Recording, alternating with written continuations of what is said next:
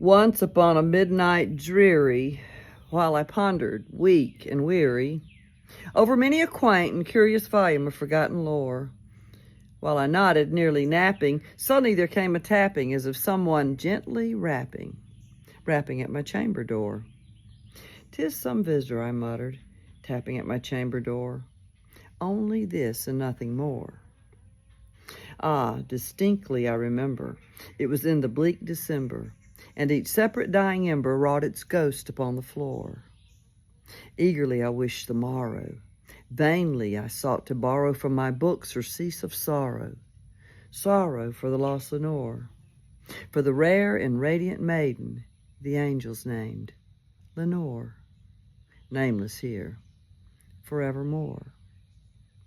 And the silken, sad, uncertain rustling of each purple curtain thrilled me, filled me with fantastic terrors never felt before. So that now, to still the beating of my heart, I stood repeating, "'Tis some visitor entreating entrance at my chamber door. Some late visitor entreating entrance at my chamber door. This is it, and nothing more." Presently my soul grew stronger, hesitating then no longer. "Sir," said I, or "Madam, truly your forgiveness I implore. But the fact is I was napping when so gently you came rapping, and so faintly you came tapping at my chamber door, that I scarce was sure I heard you. Here I opened wide the door, darkness there, and nothing more.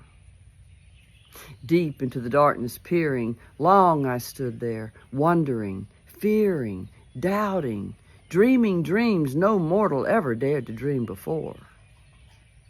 But the silence was unbroken, and the stillness gave no token, and the only word there spoken was the whispered word, "Lenore." This I whispered, and an echo murmured back the word, "Lenore."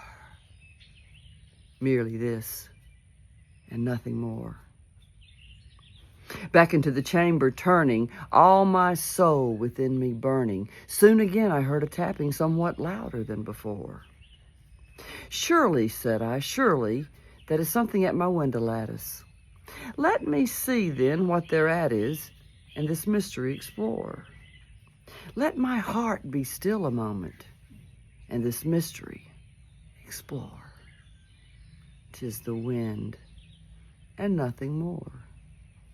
Open here I flung the shutter, when with many a flirt and flutter in there stepped a stately raven of the saintly days of yore.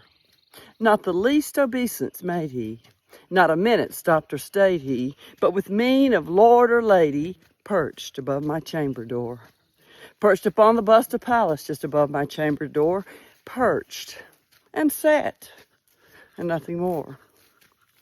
Then this ebony bird beguiling my sad fancy into smiling by the stern and grave decorum of the countenance it wore. "Though thy crest be shorn and shaven, thou," I said, "art sure no craven, ghastly, grim, and ancient raven, wandering from the nightly shore. Tell me what thy lordly name is on the night's Plutonian shore." Quoth the raven, "Nevermore." Much I marveled this ungainly fowl to hear discourse so plainly. There was answer little meaning, little relevancy bore. For we cannot help agreeing that no living human being ever yet was blessed with seeing bird above his chamber door.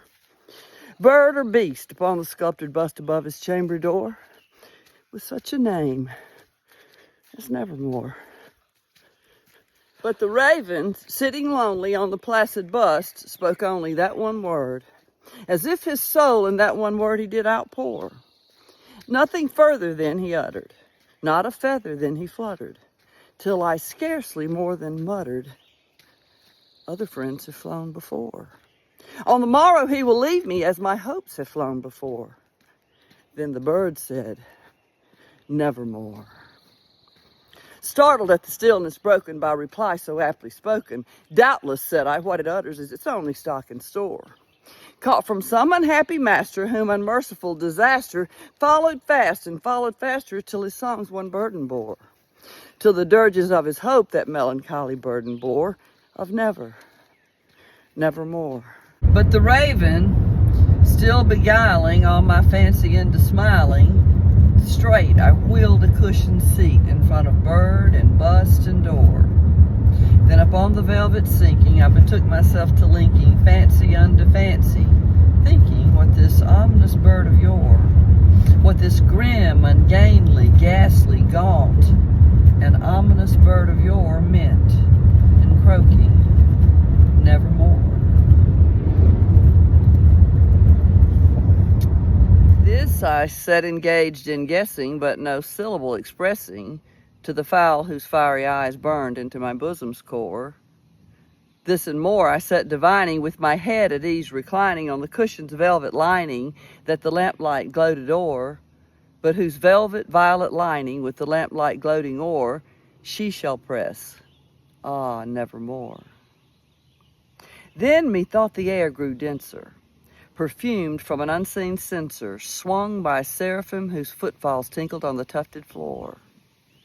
Wretch, I cried, thy God hath lent thee, by these angels he hath sent thee respite, respite and nepenthe from these memories of Lenore. Quaff, oh quaff this kind nepenthe, and forget this lost Lenore. Quoth the raven, nevermore.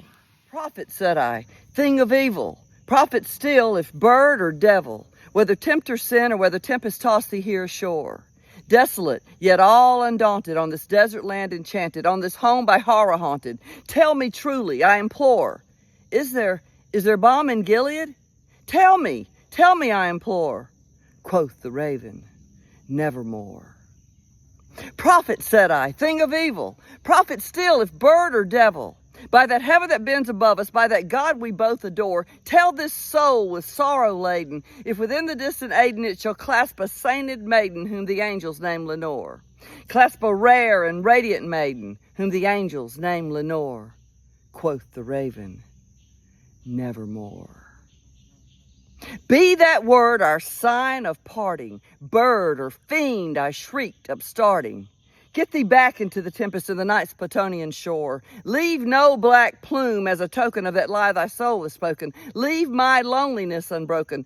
Quit the bust above my door. Take thy beak from out my heart and take thy form from off my door. Quoth the raven, nevermore. And the raven, never flitting, still is sitting on the pallid bust of Pallas just above my chamber door, and his eyes have all the seeming of a demon's that is dreaming, and the lamplight o'er him streaming throws his shadow on the floor, and my soul from out that shadow that lies floating on the floor shall be lifted nevermore. Thank you, Mr. Poe.